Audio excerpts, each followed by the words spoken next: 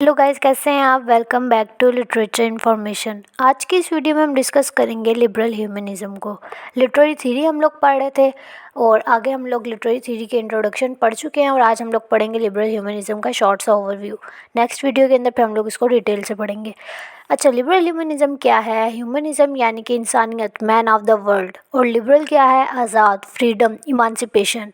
ठीक है। और अगर इकट्ठा हम लोग देखें तो लिबरल ह्यूमनिज़्म क्या थी, एक फ़िलासफ़िकल या लिटरेरी मूवमेंट थी ये। और इसका सेंट्रल आइडिया क्या था कि मैन और उसकी कैपेबिलिटीज़ को जानें, उनको स्टडी करें और उनको हम लोग ये राइट दें कि वो अपने लिए बोल सकें, वो लिख सकें और अपने टैलेंट को पहचान सकें। इनका मेन फोकस क्या था, लिटरेचर की तरफ, कि लिटरेचर को पढ़ें। अगर हम लोग हिस्ट्री को स्टडी करें तो हम लोगों को पता चलेगा कि मैन के पास इतनी फ्रीडम नहीं थी कि वो अपने लिए बोलें या अपने लिए लिखें या अपने टैलेंट को पहचान सकें। और चर्च उनमें से एक है। ये करना है, ये नहीं करना, ये बुरा है, ये अच्छा है, ऐसे करोगे तो ऐसे हो जाएगा, वैसे करोगे तो ये हो जाएगा। तो ये चर्च कहता था। जो भी डिसाइड करता था वो चर्च करता था। पॉलिटिकली अगर हम लोग देखें तो जो हुक्मरान कह रहा है वो सही है। लेकिन आज ये सबके पास राइट है कि वो अपनी मर्ज़ी से बोल सकता है, लिख सकता है, जो उसका दिल करे वो कर सकता है। तो लिबरल ह्यूमनिज़्म वालों का यही मेन फोकस था कि इंसान अपने टैलेंट को पहचाने, अपनी कैपेबिलिटीज़ को जाने। पहले क्या होता था कि चर्च में जो फादर ने कह दिया है बस वो सच है, उस पर ही सब ने अमल करना है।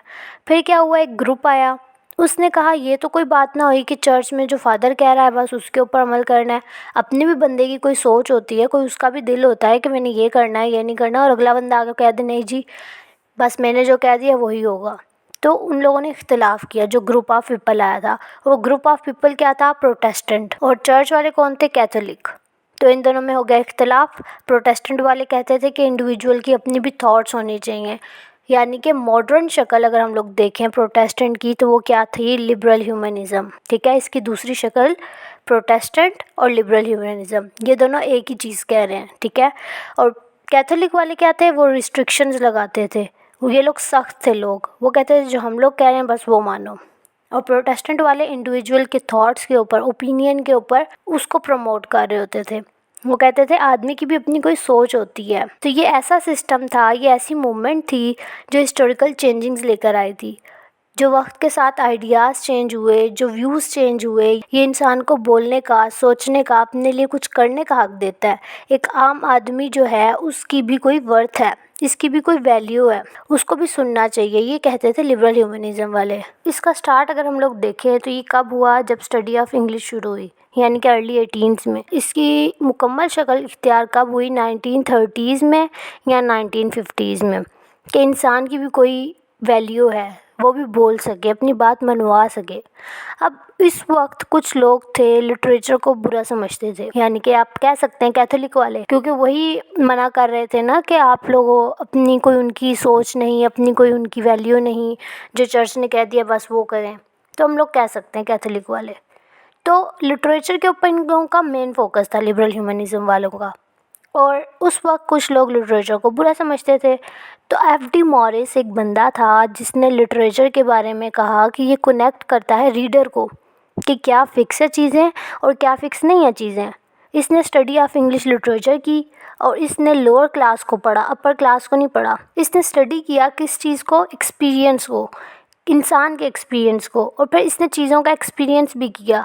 फिर इसने कहा कुछ चीज़ें फ़िक्स हैं और कुछ नहीं है, कुछ तो चीज़ें नेचुरली फ़िक्स हैं, लेकिन जो दूसरा बंदा बोल रहा है उसको भी एक्सेप्ट करना चाहिए। अब लिटरेचर जो है वो यही करता है ना, हम लोग कुछ कह रहे होते हैं और लिटरेचर के अंदर हम लोग डिफरेंट कहानियाँ पढ़ रहे होते हैं कि कुछ अलग भी है। तो लिटरेचर इस चीज़ को रीडर के बीच में कनेक्ट करता है कि वो फ़िक्स और ना होने वाली फ़िक्स चीज़ों को समझ सकें। अब समझ आई लिटरेचर का मतलब। अगर कोई साइंटिफिकली बात बोल रहा है ना तो वो सही कह रहा है, तो उसकी बातों को भी सच मान लेना चाहिए। जो वेस्टर्न वर्ल्ड था ना, उन्होंने इस बात को ज़्यादा इम्पोर्टेंस दी कि इंडिविजुअलिज़म कॉन्सेप्ट भी होना चाहिए, हर इंडिविजुअल को हक होना चाहिए बोलने का। अगर आप कोई भी टेक्स्ट पढ़ें तो उसके अंदर आपको मीनिंग मिलेगा, उसके अंदर मीनिंग होता है। आप उसके मीनिंग को बाहर ढूंढें।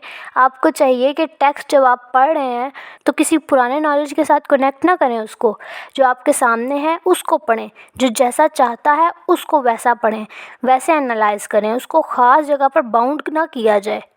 ठीक है। जो टेक्स्ट है वो काफ़ी ज़्यादा मीनिंग्स दे रही होती है, बगैर किसी प्रेजुडिस के, किसी आइडियोलॉजी के तहत, किसी ख़ास आइडियोलॉजी के तहत ना पढ़ा जाए। आप ये ना कहें कि मैं मुसलमान हूँ तो मैंने हिंदुइज़्म को नहीं पढ़ना, या मैं हिंदू हूँ तो मैंने पाकिस्तानी नहीं पढ़ना।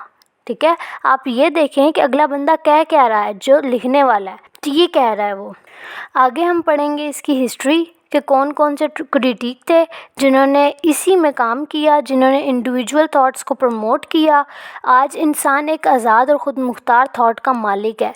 यही लिबरल ह्यूमनिज़म का मेन फोकस था कि you can do anything without any restrictions. अब नेक्स्ट लेक्चर में हम यही डिटेल्स में पढ़ेंगे। ये ओवरव्यू था शॉर्ट सा लिबरल ह्यूमनिज़म का। आगे हम लोग देखेंगे कि कौन कौन से इसके अंदर राइटर्स आए, उन लोगों ने क्या क्या काम किया, फिर इसकी हिस्ट्री क्या थी। ये तो अभी शॉर्ट सा ओवरव्यू मैंने दिया आपको। नेक्स्ट वीडियो में मिलते हैं, तब तक अपना ख्याल रखें। वीडियो पसंद आई तो वीडियो को लाइक करें, शेयर करें और चैनल को सब्सक्राइब करना मत भूलिएगा। अल्लाह हाफिज़।